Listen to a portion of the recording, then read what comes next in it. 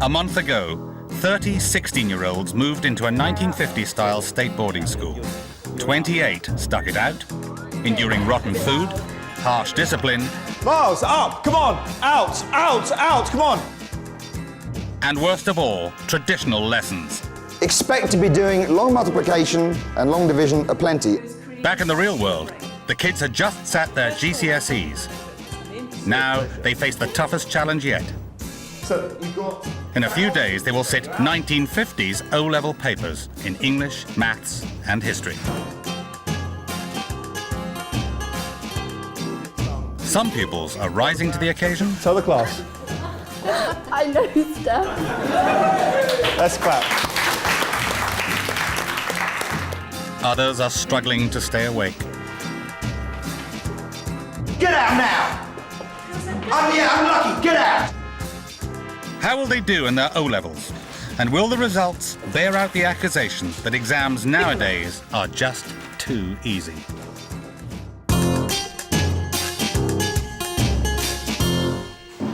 It's the last day of lessons before exams begin. I am beside myself with concern for the trigonometry questions that you will face in the exam. The difficulty the pupils face in O-level maths is deciphering complex problems. This number turns out to be 31 degrees, okay? What's the answer to the question? Elgood. 031. No! This is bearing from... Oh, God, I can't believe it. Yeah, what are we up against, Elgood? We're going to take this exam tomorrow. You're going to get the bearing question and you're going to get it wrong. And are you thick? Well, no. No, you're not, are you? Still that age-old problem that you have as a teacher where when you've done something a million times and they've all got it and they've all got it, and then like 3 days later it's as if it had never been mentioned and there's like zero recall. In the last month, the pupils of King's School have spent at least an hour a day playing sport. The onslaught of physical activity culminates in the dreaded cross-country this afternoon.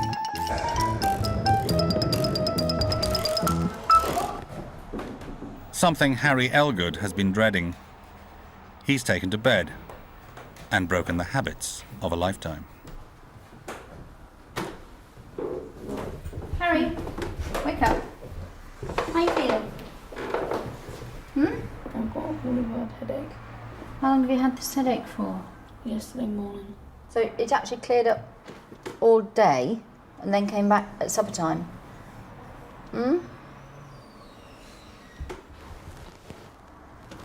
It's not some rouse to try and sky cross country. No, I thought that people would think that. It's not.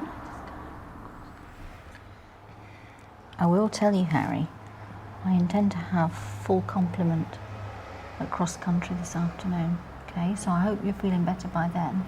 Do you think you might be? I hope so, Rachel. Good, good. I'm pleased to hear it. I think in 2003, more parents bow down to their child's wishes, and they're quite keen to write notes to say, Sally must be off games today because... The pupils haven't just been studying the subjects they will take O-levels in. They've also endured science, French, and Latin 1950s style. You will be lachrymose to discover that for many of you, this is your last Latin lesson. The affair has been brief, but I feel informative. Am I ever going to see your face, or are you going to hide in that desk the entire lesson? You I'm talking to! You know what I'm going to do to you now, don't you? I'm going to... Repudiate. Right. Consider yourself repudiated. Repudio, Latin... In the 50s, virtually every grammar school pupil studied Latin, at least for a couple of years. Last year, less than 2% of pupils took it at GCSE.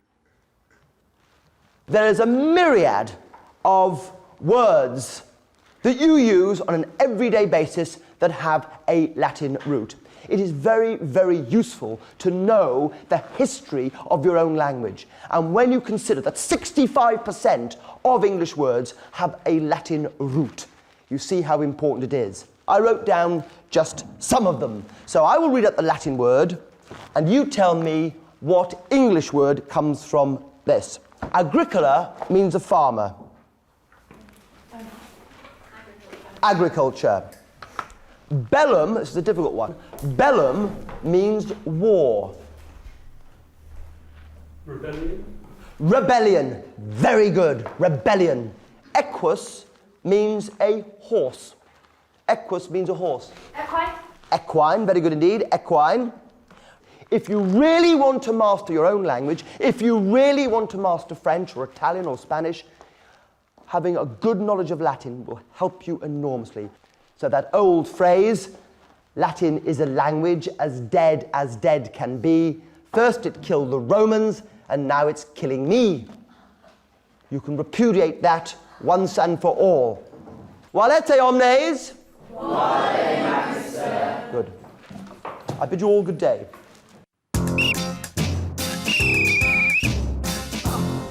Behind the line. On your marks. In the 1950s, getting off games with spurious ailments like headaches was practically unheard of. And at King's School, all the children run in the end-of-term cross-country.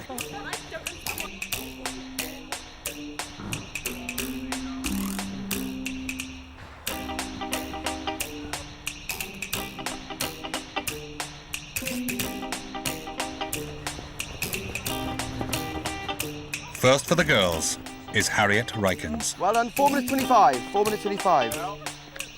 For the boys, Richard Head Miles. on.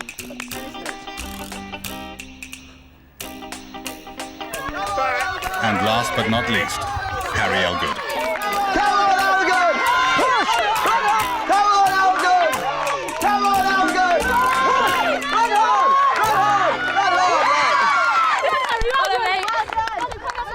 hard! Well, someone has to be last, and I was glad to fill the vacancy. The fact that the children have had to do sport and that they've been eating sensibly and have been working out regularly has helped them to feel better about themselves, to have a more positive self-image, and some of them have actually lost weight, which has helped as well. Some of the chubbier kids go to find out just how much weight they have lost. Joel, do you remember what you weighed before? I don't know exactly. What But about? down, but around about kind of 17.5 now. Right, stand on it, put your head up a front. 16.2. Thomas Jewell has lost a stone and a Oh half. boy. 13, 7, 8, 9, 10. 13.10. 13.10. What do you think you would be? I was closer to 15. I was about 15. That's insane. Ryan Smithson has lost over a stone. How much were you? I was 12.5. You have lost almost a stone. Oh my gosh! Oh my gosh! You see, the 1950s diet was not bad. I think I might actually stick to it, you know. Wow! Oh, that's made my day. It really has. Between them, the 28 pupils have lost an estimated 15 stone, 2 pounds. I wonder how much weight I've lost.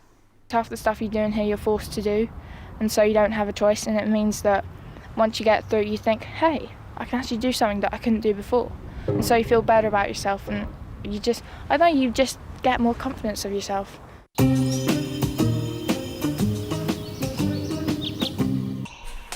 In the 1950s, regularity of bodily functions was considered the key to a healthy body and a healthy mind. Teeth.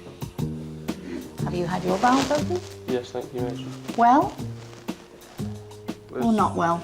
As well as can be expected, Major. Why do you say that? I'm not quite sure what constitutes a good bowel opening, Major. Why are you doing that? Do you want to go to the toilet? What?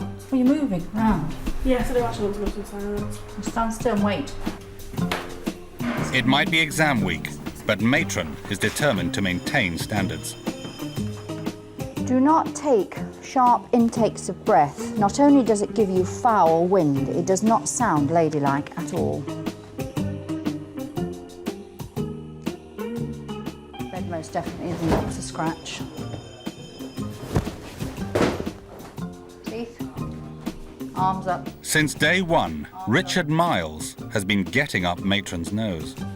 Surprise girls, sit next to you.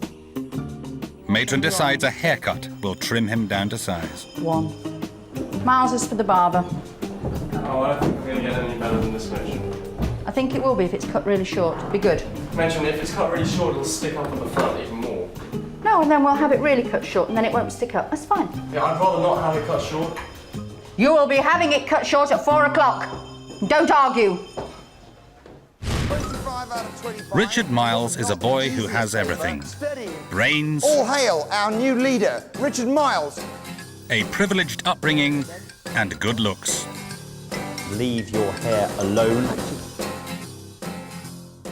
You just can't get it any better than this. No, you can. Just take all that out. You take all that off it. Oh, thanks for the support, right? He's constantly doing this to make his hair stand up. He's constantly late for lessons. He's got attitude with a capital A. And he has to learn he cannot mess with me.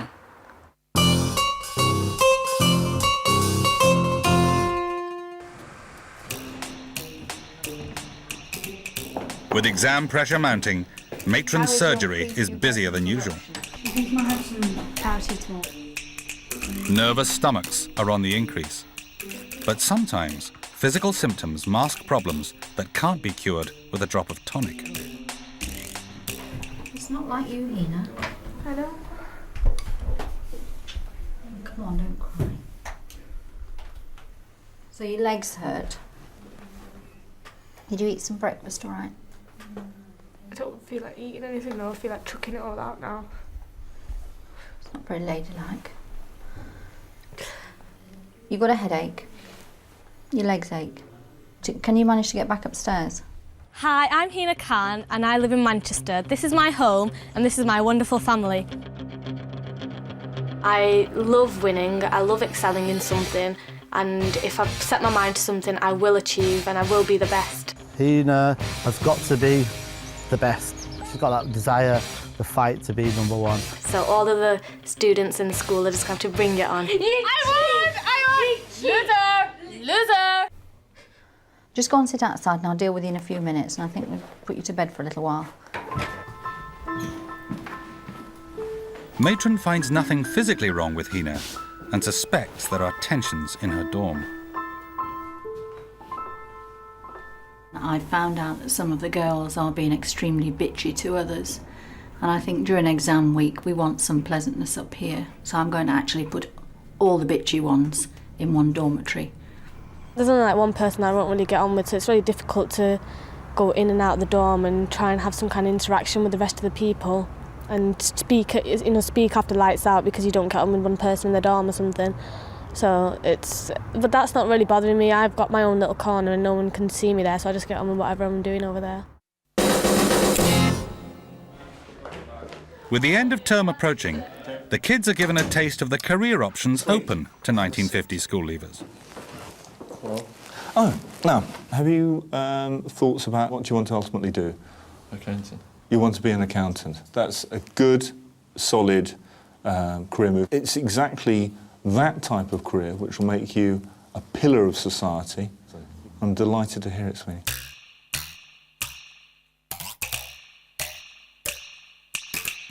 In the 1950s, expectations of the sexes were very different. Whilst grammar school education for boys was preparation for a career in the professions, for girls, work was seen as an interlude before marriage and motherhood. In many girls' schools, domestic science was compulsory. And who wouldn't enjoy themselves in this cookery room? History master Mr. Raquel is giving our 21st century girls a taste of 1950s attitudes, when women were virtually unheard of in the upper echelons of law or medicine. I'd quite like to be a surgeon. A surgeon? A surgeon. Let's take a huge jump and imagine there's such a thing as a female surgeon, right? I'm lying in bed, I've got appendicitis, and you come round, I say, well, nurse, where's the surgeon? You say, I'm the surgeon. Yeah. No matter how much pain, I'd jump out of bed and run. I think nursing is an honourable profession. And with the beauty of nursing, you can leave the nursing, bring up the children, and then you can go back. No, if that's all I'm against, I should be fine. You want to be a barrister? Yeah. Isn't there a danger of a woman in court getting too emotional, which would undermine I feel that the whole structure of your case? I don't think you can class all women as being very emotional. I cannot imagine a leading barrister taking on a young woman. Basically, my career path is to do some legal secretary work and then to marry somebody. Who's a barrister? Who's a barrister with lots of money, and I can be a housewife and produce lovely children. He's been like suggesting to all the girls who become secretaries and like housewives and stuff like that. Yeah. She's as it should be.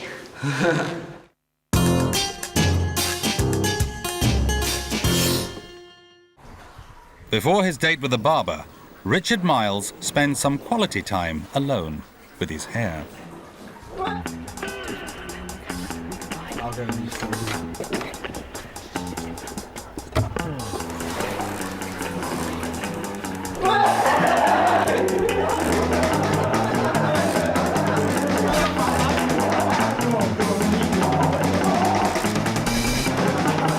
Even though he's started to try and be nice now, and he can be nice at times, he's just so smarmy and cocky and arrogant, and he's just so annoying. He's such a little child.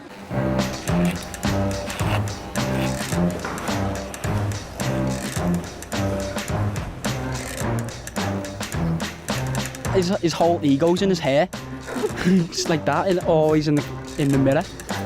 Like Samson, when he had his hair cut, he lost all his power. He'll lose his ego, hopefully. If he doesn't, we just have to beat it out of him. Yeah. Do you want a few, sir? Oh, yes, thank you. How's that, young man? Oh, very good. Very nice. Thank you.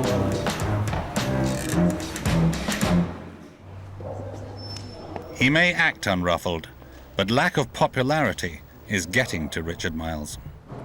I know Colin and Tom Jewell don't like me at all. But I think it's sort of irrational bloodlust. It has elevated to the point which is just not What? on. What are you talking about? Well, the fact that they don't like you, they don't have grounds enough to. But Yeah, exactly. That's what I just don't understand. And I'm not bothered because I'm not spending any more time with them. But it just seems a bit weird that I haven't done anything, or at least I don't think I've done anything, and they still think I'm a twat.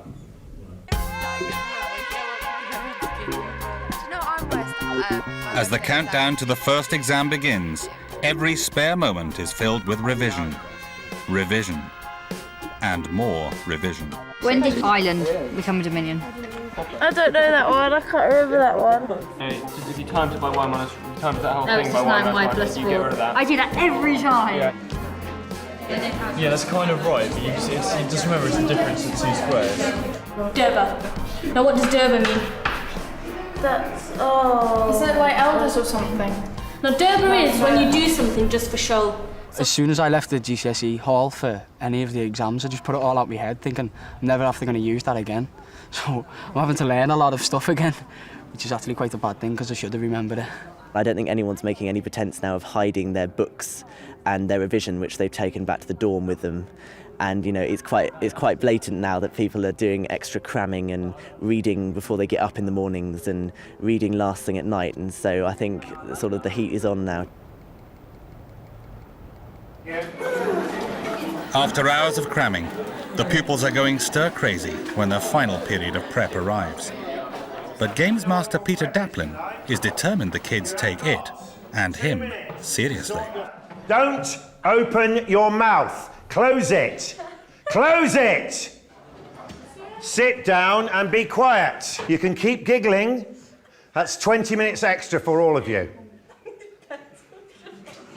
Hannah, outside now. Outside and stay there. Sit down.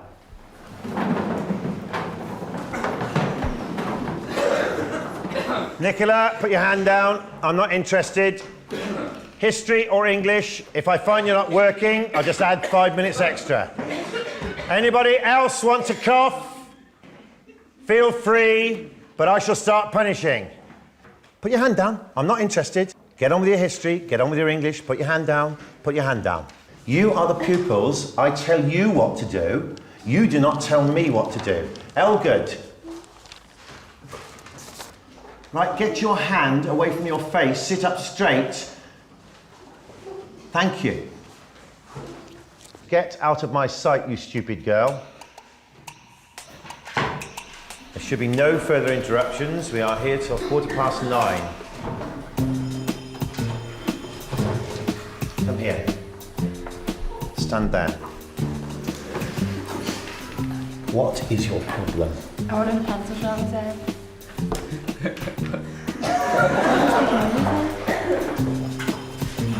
You're not trying very hard to get out for some free time later. You're not trying very hard at that. You think the best way to achieve what? The pencil, giving you a pencil sharpener. Okay, folks, 9:30 it is. Well done. The kids know Mr. Daplin's bark is worse than his bite.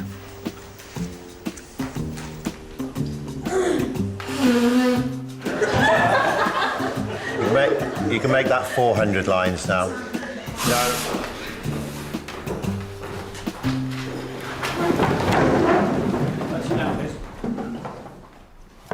Miles, go and work next door, please, by yourself. Richard Miles's backchat over his haircut has not been forgotten by Deputy Head Mr. Perry. That's the piece of paper on which you'll write your apology to Matron for what you said. I have to warn you that if we have any more of this business, you will not be here. Yes, sir.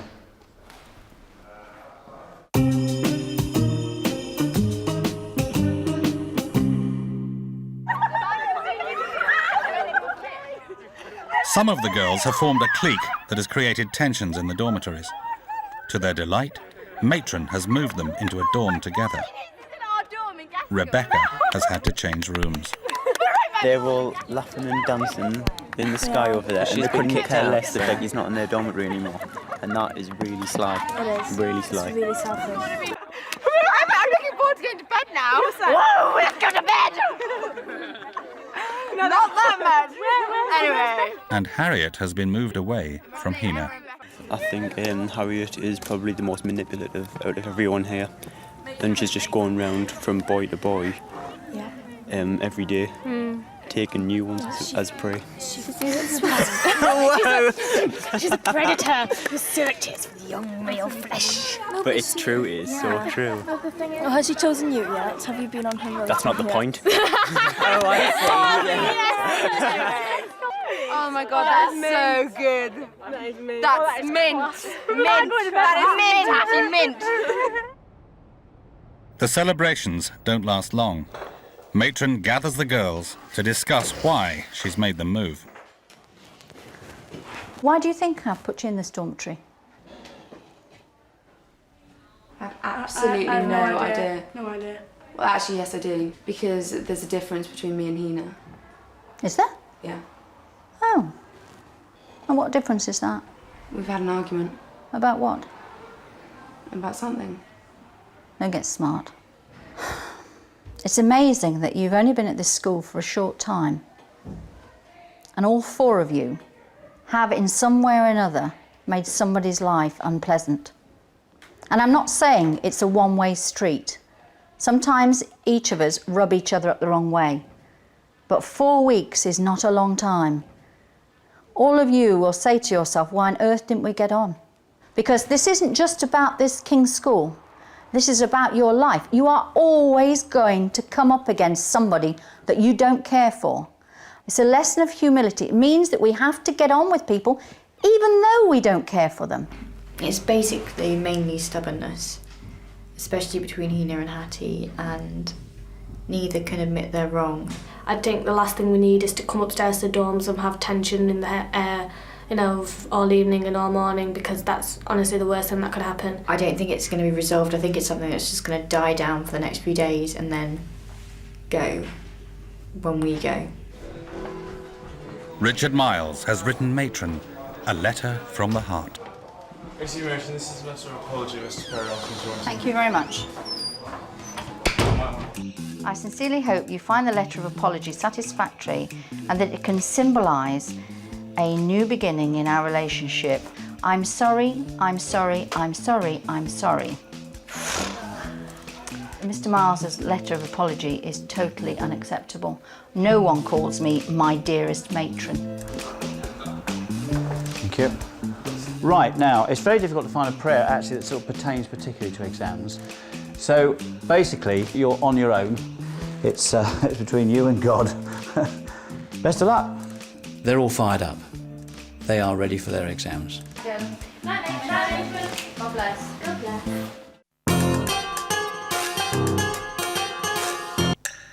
Morning, everybody.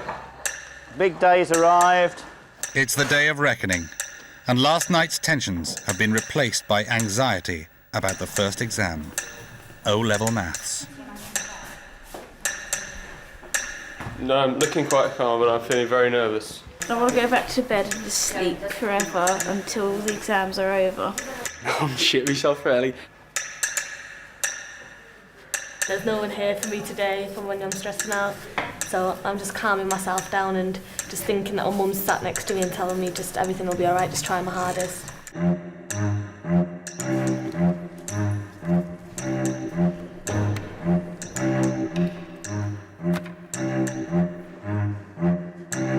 Over the next 3 days, the pupils will spend 14 hours in exams, sitting O-level papers in English language, English literature, history, and maths.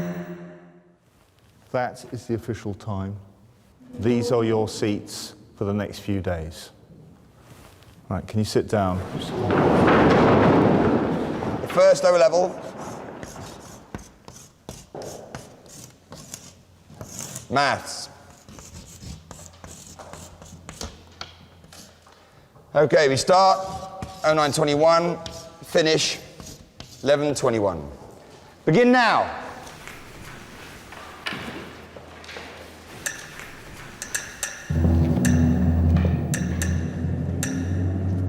The exams comprise real 50s O-level questions selected by independent examiners to test the syllabus the pupils have covered in the last 3.5 weeks.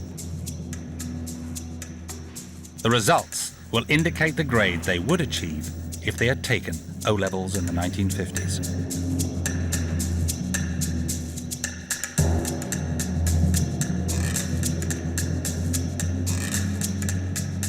The exams are taken under 1950s conditions, with marks deducted for sloppy presentation.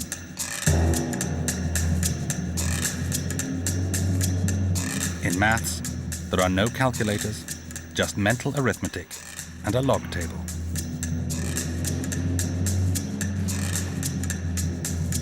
Richard Miles was top in maths until the mock, when Matthew Sweeney came first and earned himself the title Kingpin. Stop! The exam went terribly. I know I failed. No question 4 was just letters, no numbers. So I found that really confusing and difficult. When I saw the paper, I was like, oh, that's going to be easier because it's only like a side of A4, 2 sides of A4. And then when I read the questions, I was like, oh. And then the last 10 minutes, so you got 10 minutes left, I had 3 major questions to do, so I just scribbled down anything. It was actually harder than it looked, at first glance, which was, worse than GCSE actually, because GCSE is really, it always looks really hard and it's actually quite easy. I'm not the kingpin anymore, I don't think. I think I've really messed up.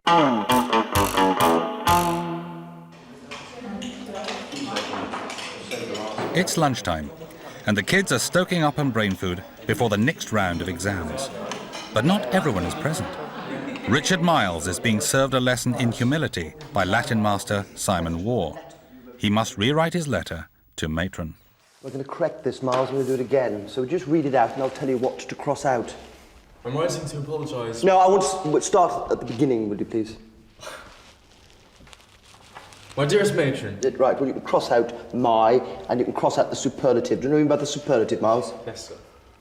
Dear matron, I'm writing to apologise profusely for Well, you can cross out the adverb. We don't want any profuse apologies. We just want an apology, which we haven't got yet.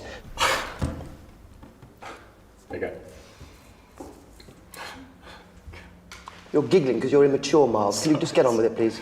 I'm sorry, I'm sorry, I'm sorry, I'm sorry. Right, we can cross all those. Just I'm sorry will do.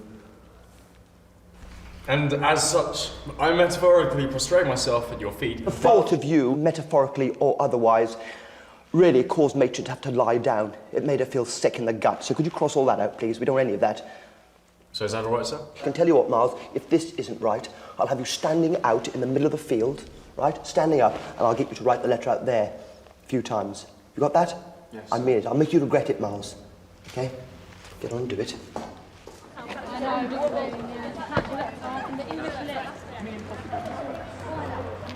The letter I wrote was a bit stupid, but it wasn't, it wasn't really rude or anything. It was just silly, So, I don't know. I'm not that bothered since I've only got 2 days to go. So, I think I may as well just make a weekend out of it. I'm not gonna start grovelling or anything because I think that's the only thing I can do to actually get back in their good books. So.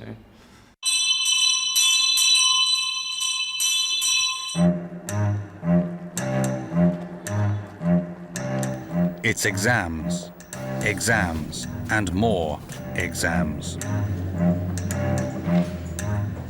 Unlike GCSE, in English Literature O-Level, no texts are allowed. Pupils are tested on their ability to analyse the set books and quote from memory. In history, they must recall facts and dates.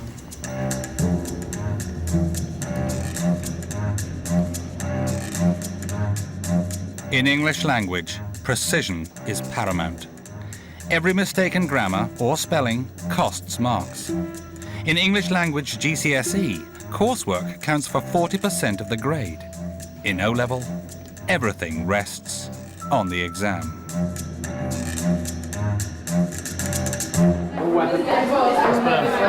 That was bad, man, wasn't it? That was just too hard. Some kind of joke exam. The English was a lot better than the maths. I didn't come out with the urge for suicide. The GCSE paper is far more opinionated and you can write about how you feel and there's room for ambiguity, whereas in the O-Level paper it's a narrow line, you have to get fact by fact by fact. I think I've learnt the same amount that I did for my GCSEs in 3 weeks. It's like being a crash course. I definitely think I've learnt more in the last 4 weeks here than I would back at my school.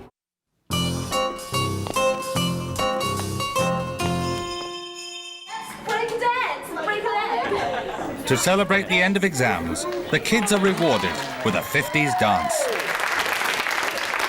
Notice one of your hands is behind her back and the other one is very firmly able to be seen, all right? Okay?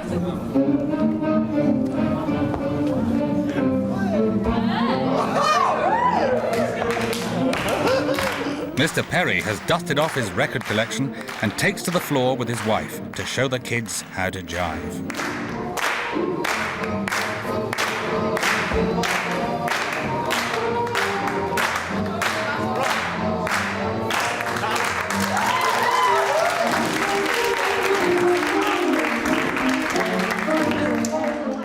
Okay, so we've got track one, okay? Now this is slower, see?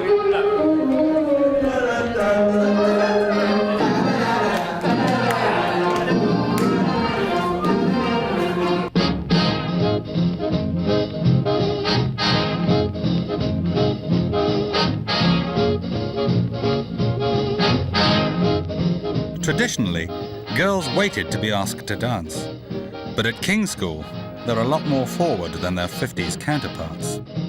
I didn't think I'd ever have done this kind of thing, but it has actually been pretty good fun. The dancing, yeah, it's been really good fun.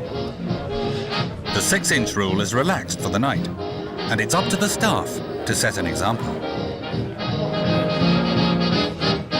After 4 weeks, it's about time to relax and about time to flirt, I think.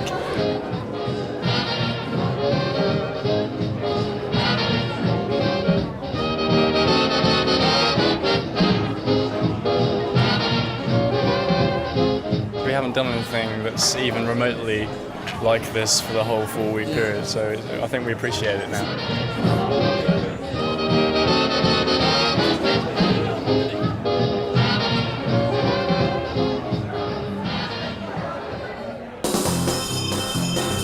biscuit stasher Nick Hall is satisfying a different kind of appetite.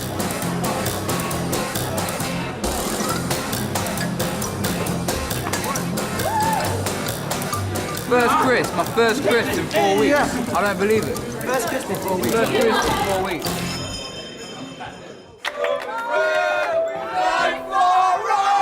$10:30 and time to call it a night.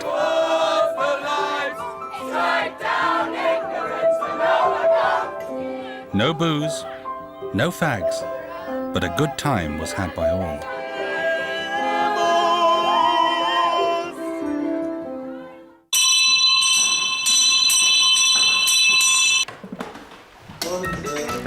Good morning, cherubs. I've got to get the timetable right.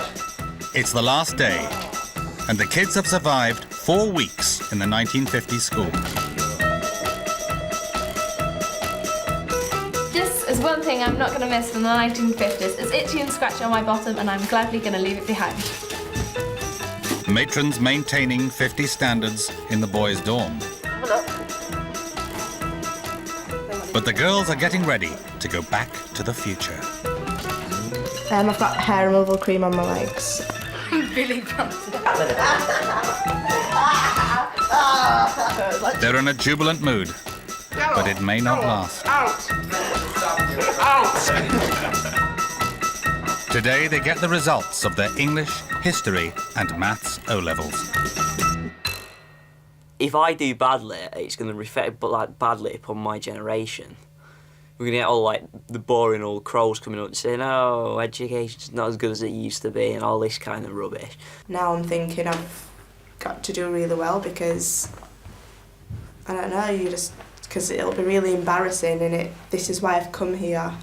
If you do crap, then people aren't going to think it's because you were just messing about and not taking it seriously. People are going to think it's because you're dumb.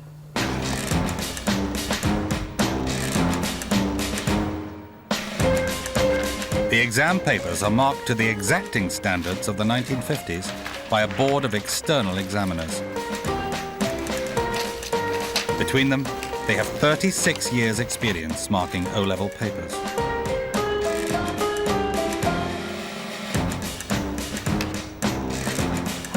Many found it more difficult than I expected. They wrote long answers, but they lacked that sharpness to pick up the points. In a number of cases, they are actually confused. So we get William Wilberforce popping up in the middle of Africa, for instance. You realise that the kind of richness of the use of English may be slipping away from these young people, possibly because they use their texts and mobiles and they want direct communication. The trouble with these questions is that a sort of a weaker candidate can't even get started on the question. They look at it and think, oh, I can't do that at all. So they've got no marks. Whereas on the GCSE papers now, they break it down into little steps for them. And so everybody can do the first part and then they move on to the next part and so on.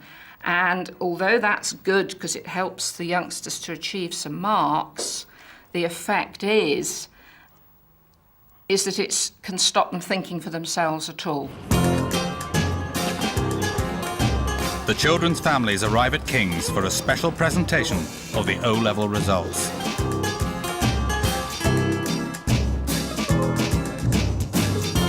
Ladies and gentlemen, I offer you the headmaster's report for the term. You, the parents, knew the high standards of discipline and behaviour we expect here at King's. You knew, and you wished your children to experience that regime. To build them into a corporate body, following King's ways and King's traditions, we had to be hard on them, very hard.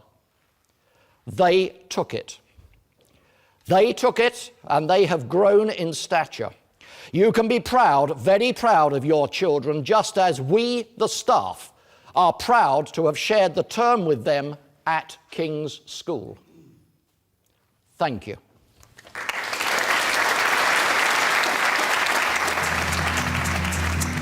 Ladies and gentlemen, we now come to the announcement of this year's O-level results. It's a week of results. 4 days after this O-level ceremony, the children found out the grades of the GCSEs they sat in June. Here's a sneak preview of how they did. Alistair, hi. Hey, sir. Come in, take a seat. An A star in English. History, I got an A. An A star in mathematics. Maths, I got an A. Grade A. I got an A. 3 A's. Double A, yay. I've got like 4 A's. 8 A stars and 3 A's. I got 10 A stars.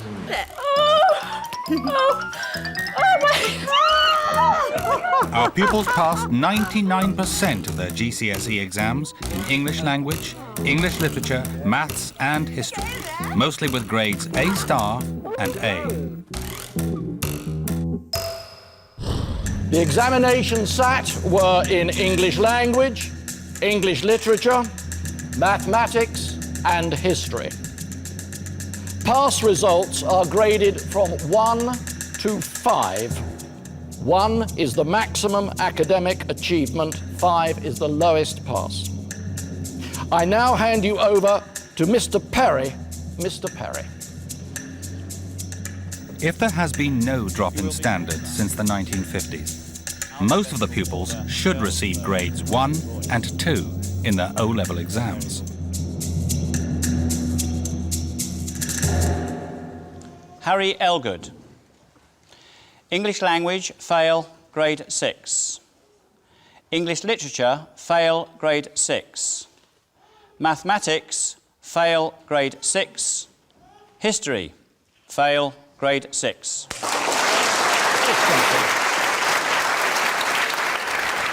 Harry Elgood got straight A's at GCSE. Serafina Evans. English language, fail, grade 8. English literature, fail, grade 7. Mathematics, fail, grade 8. History, fail, grade 8.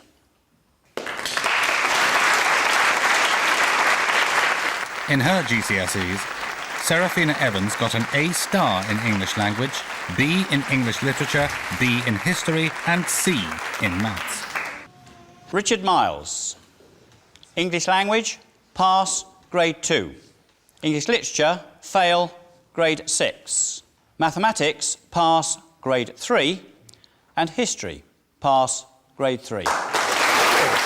Richard Miles got 7 A stars, an A and a B at GCSE.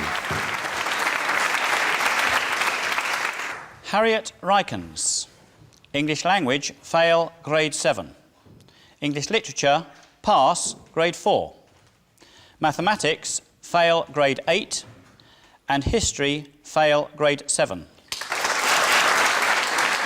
In her GCSEs, Hattie Rykens got an A star in English literature, B in language, A in history and a C in maths.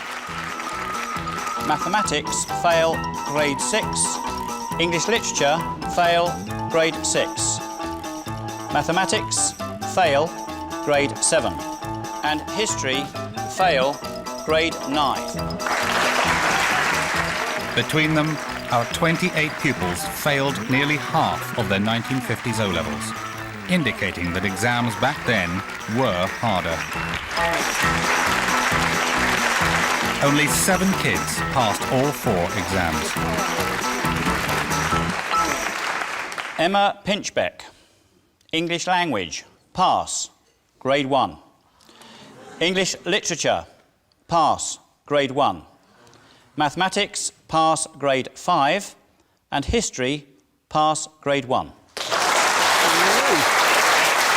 In the 1950s, only 8% of all 16-year-olds passed more than 5 O-levels. Today, nearly 60% get 5 or more GCSEs grade A star to C.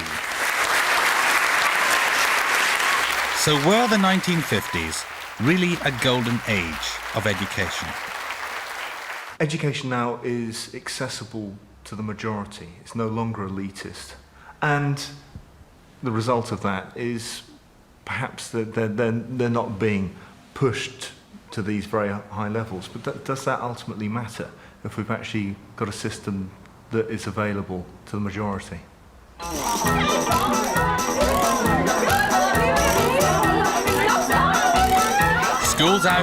And it's time to say goodbye.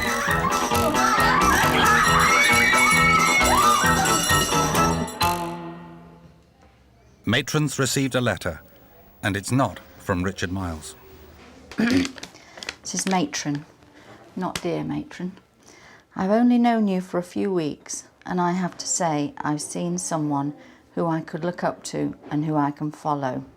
I don't think you realise just how much you have meant to us all over these weeks. You have filled a figure in the place of our parents, who we left behind. I am grateful to you, and always will be. I will never forget you, and please, Matron, keep being yourself. From Rebecca. Makes it all worthwhile, doesn't it, really? This sort of ethos of education is, I think, more productive in terms of what you learn, but it's so unenjoyable that it just makes you not want to learn. Being made to wear your blazer in class because you look smart doesn't help you learn algebra. In fact, you just feel a whole lot hotter. We've lived up to the role of being children, and now we're going to go back and everyone's going to expect us to be back like adults. It's just going to be so weird. I'm going to change when I get home and be less vain and just walk around with no makeup with my hair and pigtails every day.